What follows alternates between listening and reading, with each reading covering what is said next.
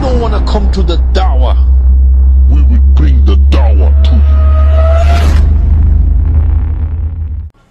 Assalamu alaikum wa rahmatullahi wa barakatuh. So today we'll be doing a refutation of the Trinity. Christians are one of the oldest religion, and they worship Christ, and they have their own unique theology with, let's say, many devoted followers. The main theology of the Christians is that they worship Jesus or Isa alayhi salam. But we as Muslims obviously have a problem with that.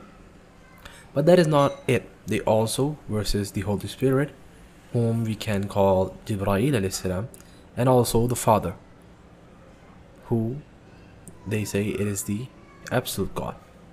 This concept is called the Trinity, meaning that there's only one God, and this God has three persons. The persons are the Father, the person of the Father, the person which is the Son, and that the Holy Spirit. They all share the same essence or nature of God. Hence, Father is God, the Son is God, and the Holy Spirit is God.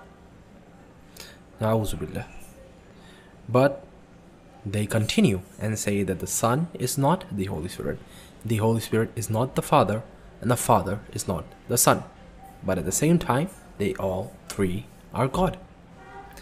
I know this is hard to grasp, but one way the Christians deal with it is either they say that humans cannot comprehend the Trinity, or either they try to give different understandings of the Trinity.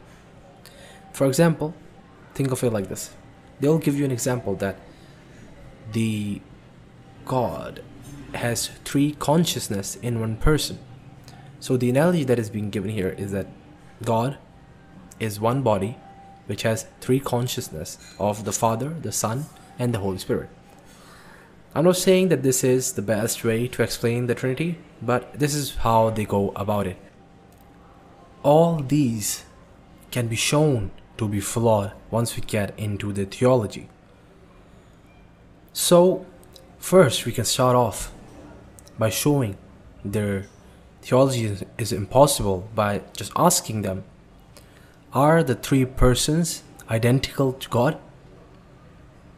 If they say no, then they are not God, meaning the three persons are not God then the Trinity is proven to be false. But obviously they will say yes. Then we ask, are the three persons identical to each other? If they answer yes, then the Father and the Son are the same, which is absurd and impossible. So let me explain here. We ask, are the three persons in the Trinity identical? Meaning, is the Son the Father, the Son? Obviously, as we have already seen, they don't really believe this. So if they say yes, they are the same, then meaning if they say that they are identical, the Father and the Son, it leads to an absurdity, as Father and the Son cannot be the same thing. The Father comes prior to the Son. Hence, it is absurd. So if they say no, then this is an impossibility, as identicals mean equals to or the exact same. What do we mean here? If they say that the God is identical to Jesus and the God is identical to the Son, or the Father, and then God is identical to the Holy Spirit. When we say identical, we mean it is the same thing in existence. Basically, think of it as an equals to sign, meaning God equals to the Son. So if all three are equal, then they also have to be equal to each other.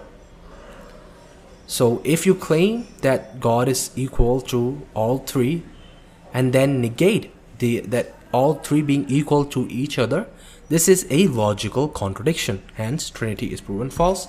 This is one of the ways.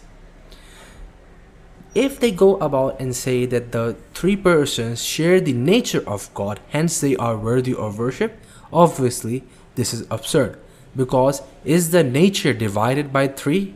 If they say yes, then none of them are fully God, because they are divided. They're equally divided, so they're 1/3. Each of them is 1/3 God, which is absurd. If they say they have the complete essence, then we ask, what makes Jesus different from the Father?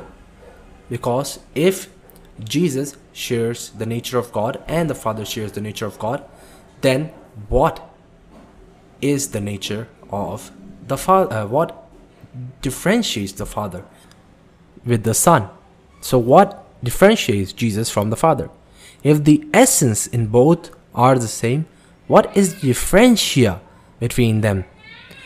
Hence, there has to be something that differentiates the Father from the Son, which cannot be the essence of Godhood, or which cannot be the shared essence of Godness. Because if the only thing that is shared between the Son and the God is Godhood, then they both are the same. There have to be something that makes them different. So it cannot be something of godliness that makes them different, because they both are equally God. So it has to be something other than the godliness or the Godhood, or let's say Godness, or the shared essence of God that makes them different. Think of it like this.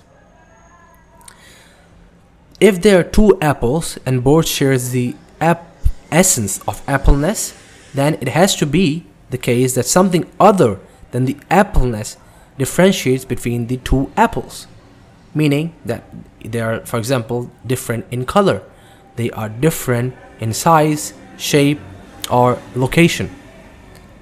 If they agree, yes, it is something other than the essence of godliness that makes them both different from each other, then this is obviously polytheism, as then they end up worshipping something that is a composite of both Godhood and something that is not Godhood, which would be the differentia. So worshipping something other than the Godhood is polytheism by definition, or shirk, or paganism, whatever you want to call it. So worshipping Jesus would entail that they're worshipping the essence combined with the essence of something else. If then they say, if you only worship the essence of God in Jesus, then you yourself negate worshipping Jesus as a whole, and you are no longer a Trinitarian, because then you agree that Jesus as a whole is not God. Hence, you yourself end up refuting the Trinity. And with that, I will be ending today's video. This was a very simple, but yet a bit advanced way of looking at the Trinity and refuting it. Assalamu alaikum wa rahmatullahi. وقالوا اتخذ الرحمن ولدا وقالوا اتخذ الرحمن ولدا لقد جئتم شيئا إدا تكاد السماوات يتفطرن